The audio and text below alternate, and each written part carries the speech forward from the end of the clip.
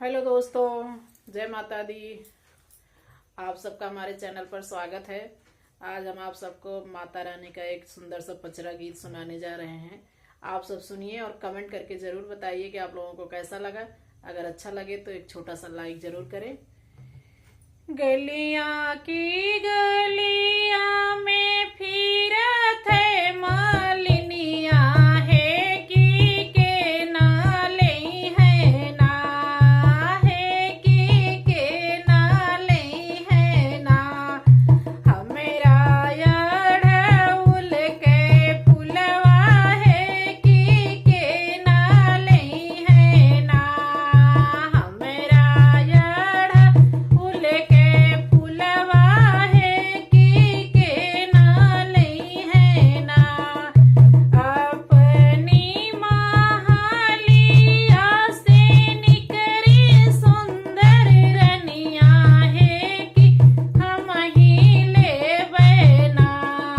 मालिनिया अड़हुल के फुलवा है कि हम ही लेबै ना। मालिनिया अड़हुल के फुलवा है कि हम ही लेबै ना।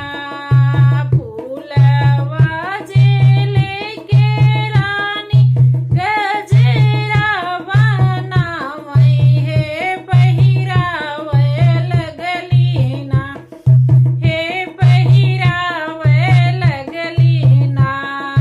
दुर्गा मैया के गले में हो पहिरावै लगली ना। हरवा पहिर मैया बैठी है मंदिरवा है निहारै लगली ना। माई मोर निहारै लगली ना।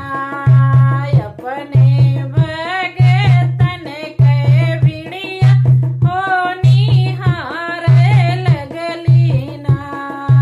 अपने भगतन के भिड़िया माई निहारै लगली ना। एक एक कई के मैया अरजी सुनाती है मिटावै लगली ना, है मिटावै लगली ना।